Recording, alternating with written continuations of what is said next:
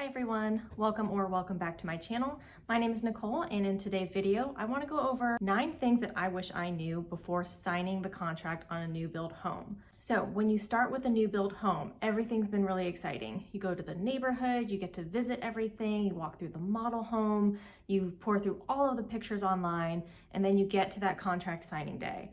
Now, there are certain things on there that I did not know about that I really wish I did. Hopefully this is something that can help you out, get you thinking about some of those things that you want to make sure you have down before you go and write your name on that dotted line. So if that sounds good to you, go ahead, give this video a like, leave me a comment down below if you're going through some of this yourself or maybe plan to pretty soon here in the future. Make sure you subscribe and hit that notification bell while you're down there as well. If you're not already following me on Instagram, go ahead, give me a follow right here at neves.nicole.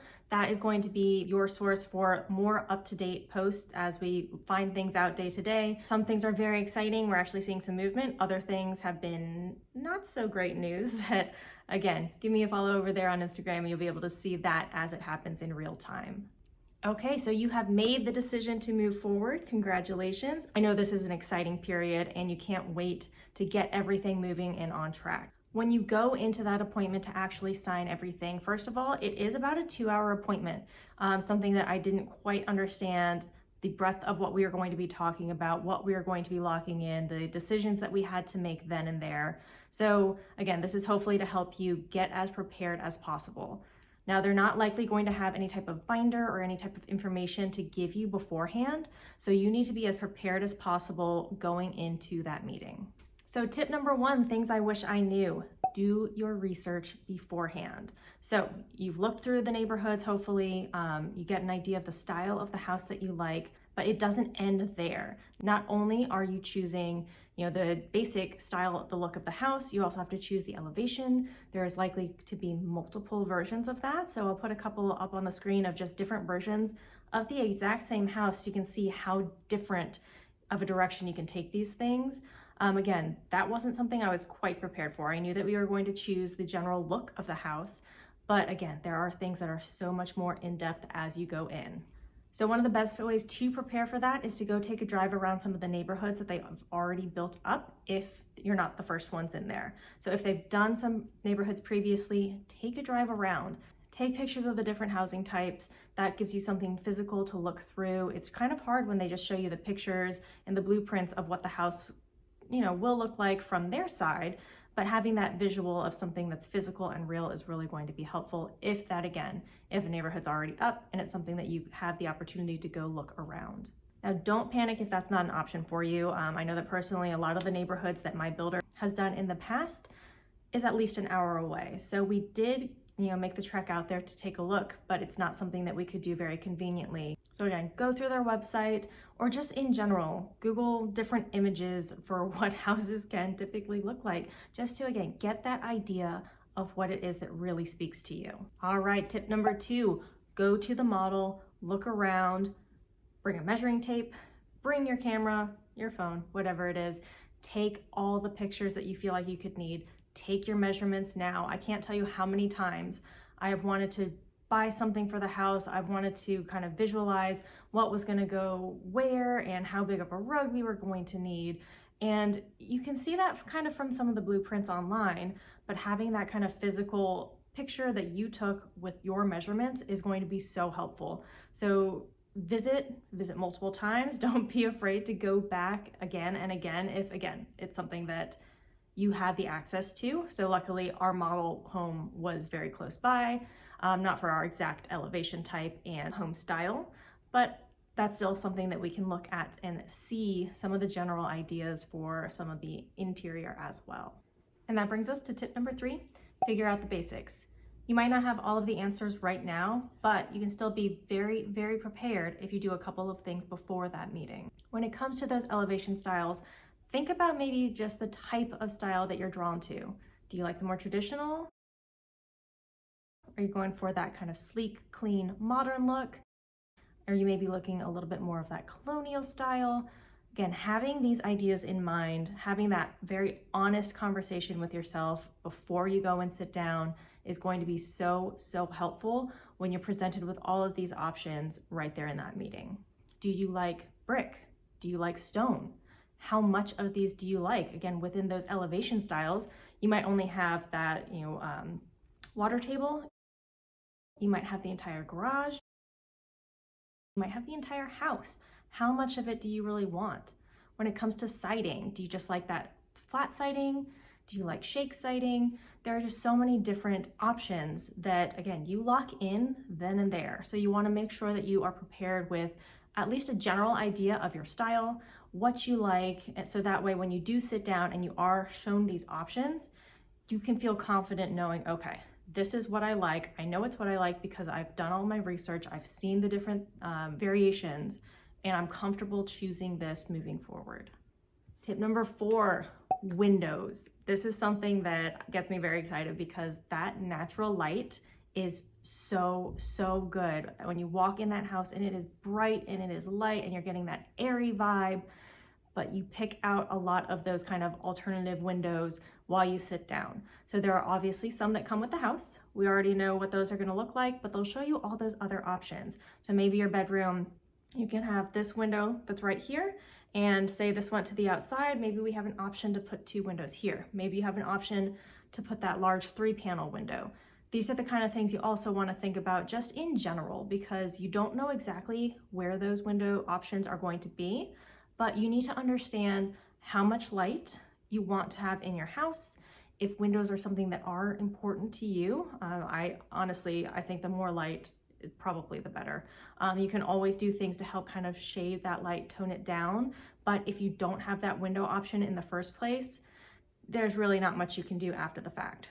So windows are expensive. You do need to make sure that you have everything kind of budgeted out there, but really take those windows into account. It's not something that's easy to put up after the fact. You can do it, but the price goes up pretty significantly there as well. It's also a good idea to try to figure out where your house is going to be situated on your lot and see which direction your house is facing. So in this apartment, we have pretty much completely facing dead north. That means we get about 0 natural light in here. It is very dark all the time. It's actually a little depressing, but we can get into that at a different point.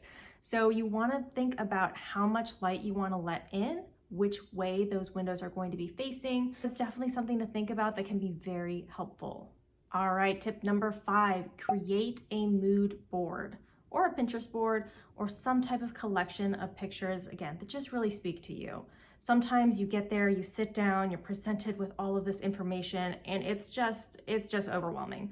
So if you have something that you can pull up on your phone, if you have something that you have taken the time to kind of curate those images, you can look through them again. It can kind of keep you from making some of those gut knee-jerk reactions that maybe you don't really want to have in the future.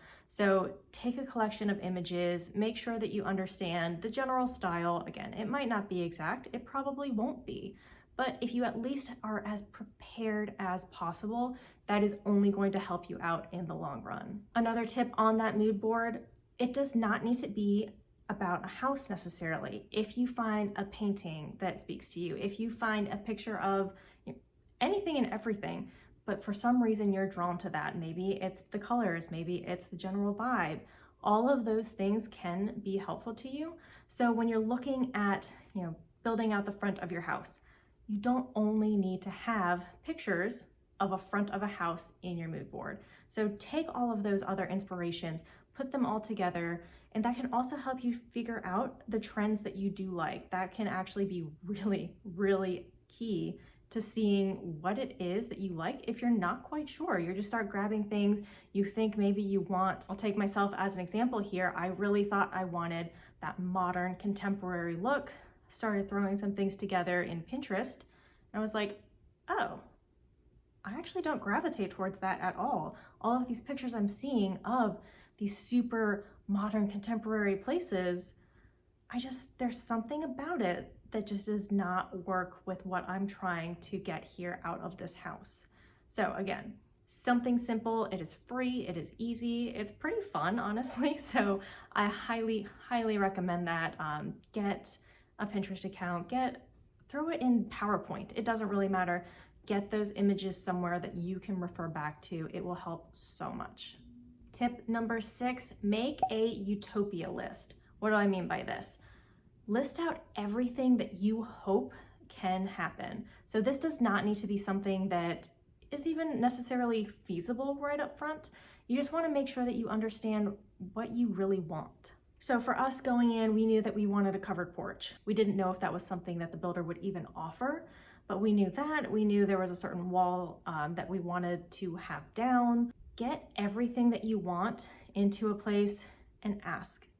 Ask your builder as you sit there if it's something that can happen. Now, some of these larger home builders are a little more strict. Our first home builder, huge home builder in the area, it was pulling teeth to ask for anything that was not on the plan. So you're a little bit more locked in there. Sometimes you can still kind of nudge them to get some small concessions. Obviously, a custom home builder will be a little bit more flexible, but you don't know until you ask. You already have the no by not asking, so the only thing that you're risking there is that yes. All right, so you're sitting there with your builder, you're going through all your options. Next thing, tip number 7, figure out what their building schedule is.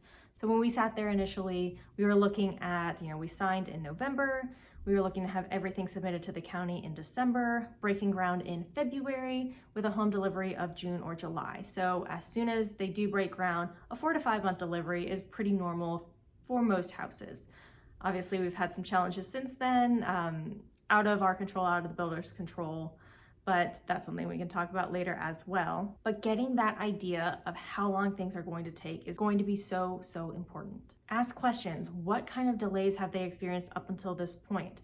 We've had some houses going up around in our neighborhood that are suddenly put on hold for weeks at a time. One house was missing whatever this piece was to get the flooring all done. So they had all of the actual floor itself, but they couldn't attach it or whatever. I'm not a builder. I don't really know what it is. Siding has been something in short supply. Appliances, there are all of these delays that you don't see unless you ask. So just having that knowledge and being as prepared as possible for what you're really looking at is very helpful. Ask them what the steps are. You signed the contract.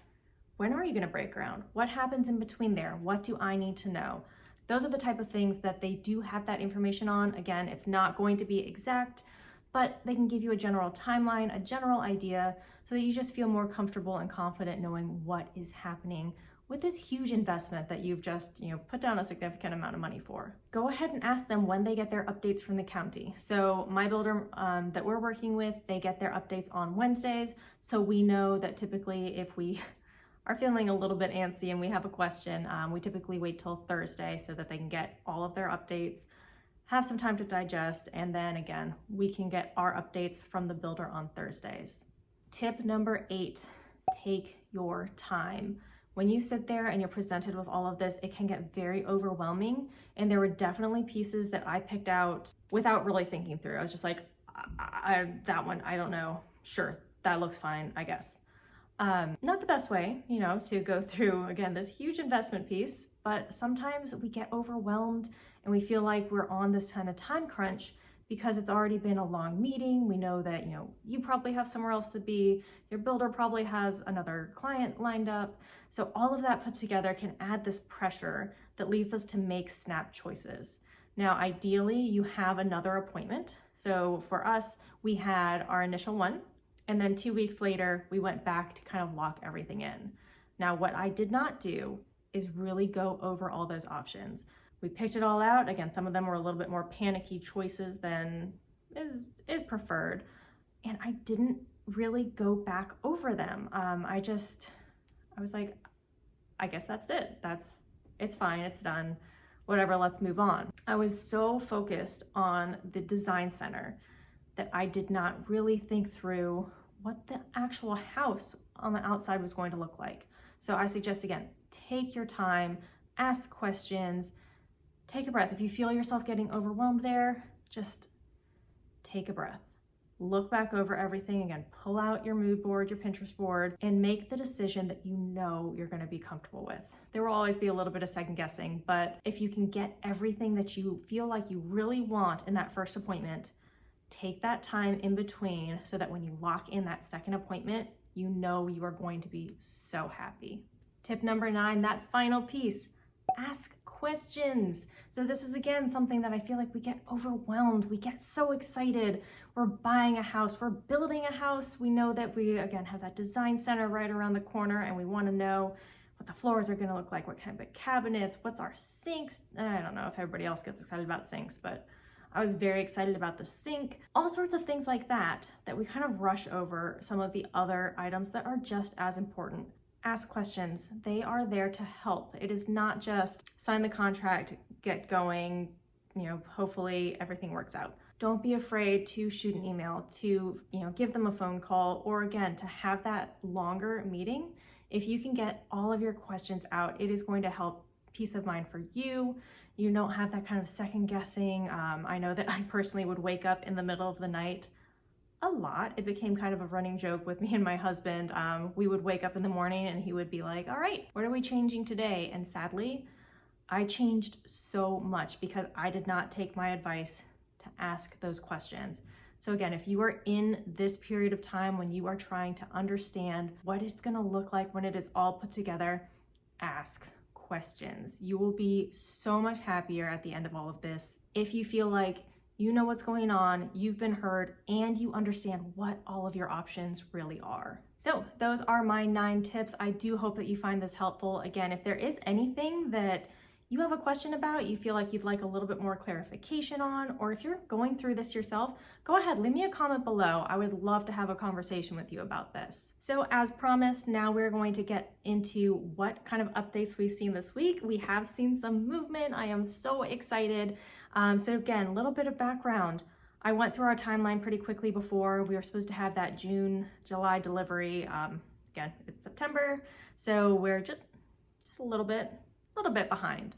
After we knew that February for breaking ground wasn't going to happen, our next update was looking like it was the end of May. So it's been a stressful period. Obviously, there are much bigger things going on in the world. So I'm just trying to make sure that we stay so grateful for the fact that we are going to get a house at some point. We have a roof over our head. So it's not the fun situation that we were hoping for. If you are in the process, if you're feeling these pains, it will happen. It's going to take a little bit more time. I feel your pain there, absolutely. So trying to keep your mind on that positive is really going to help. All right, so let's take a look at our progress so far. Rainy day, but look at this progress. All right, partial little driveway here. So those tubes that were sitting here from last time, let's take a look. So they are attached on either side here. Love to see some progress. The grass is finally cut. I have not been able to actually see the lot for quite a while. You can now see clearly this is where the location of the well will be. The little red flags here have some electrical something or other. Let's see, what else? I see these stakes over here with the little orange tags. That's got to be some indication of where the house itself will be. So hopefully the next thing we'll see is the driveway extended and then the house getting marked. So that same white tape that was out on the outsides of this black tarp will be used there. So hopefully we'll see that soon. So excited. Can't wait to see more progress. So if all goes well, we are looking to break ground this week. I can't believe it's actually, I'm gonna say going to happen. Let's knock on wood right there. Sorry, just shook you guys. So again, hopefully I will have some updates for you this week. Again, follow me on Instagram for that kind of day-to-day update as I drive through the neighborhood for the millionth time and kind of take a little bit of video. It will be posted there first. So go ahead and give us a follow over there. So last but not least, one of the big issues of this last week. Mentioned a couple times, we are renting currently. So one of the pain points of this transition period while we are in between is we are at the mercy of our rental unit. So we had initially signed a 6-month lease because we moved in January. 6 months would have put us right till that July timeframe. So if we got in June, awesome. We just have to, pay a month, it's fine. July, perfect, works out amazing. We just moved from here into the house, we're set. That obviously did not happen. So We ended up going month to month because things could have happened at any time. The lowest, lock-in for a short-term lease here is 6 months. We were very happy to find this place. They do short-term rentals, they allow pets, which is something that, non-negotiable there. But obviously going month to month means your rent goes up quite a bit. So not too big of a problem that first time. Again, we were hoping to be in by the end of the year, so we would only have a little bit further to go. Now, the bad part about going month to month is that at any time, your landlord can change what that rent looks like. So we got a terrible surprise in the mail last week saying that our monthly rent was going to go up by $1,200 a month. So on top of what we were already paying for a month-to-month basis, $1,200 more. So panic attacks, tears, scrambling to look for where else we could live, all of these other things. It was a disaster. I'm still, it's not a fun time. We will be staying here. However, we are going to be locked back into a 7-month lease. It's something a little bit weird. It's probably going to be a little bit long for what we need for the house, but the rate did not go back down to anything reasonable until that 7-month period. So obviously we, spoke with the office just to make sure that, hey, did you mean to write this number? Because this is insane. What were you thinking? Essentially, we're going into winter. People don't like to move over winter historically. That's when your rental rates go down. That's when your tenants, losing a tenant is more difficult. So I used to work in property management. So you see that huge dip as it gets cold, and then things start to pick back up in spring. So they were pretty upfront about it. They're like, hey, we don't want people moving out because it's really hard to get places filled back in. So we're kind of strong arming you here. So while I usually appreciate straightforwardness, that was pretty difficult to hear. So again, this is more just to let you know kind of some of those issues that can happen. It's not fun, it's not fair, it is what it is though.